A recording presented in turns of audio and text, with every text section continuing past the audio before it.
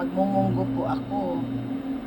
Kasi, kaso wala kaming mga gulay-gulay eh. Alam nyo, ang karne kasi dito hindi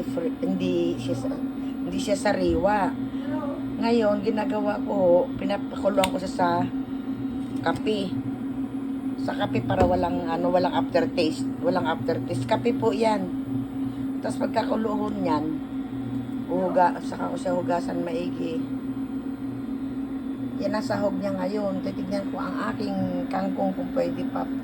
Yun na lang ang isahog ko. Yan ang aming lunch for today. Tatapon ko po yung na yan. Yung sabaw niya, nuhugasan ko maigi. Tapos hiwa-hiwain ko yung sahog namin. Yan po. Titignan ko kasi wala pang hirap po dito talaga. Maniwala kayo. Pag dito sa ibang bansa, lahat frozen.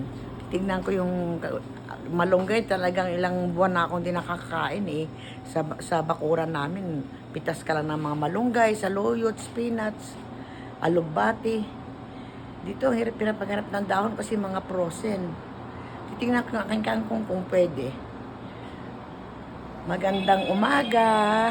Thank you for watching and kindly follow for more of my videos.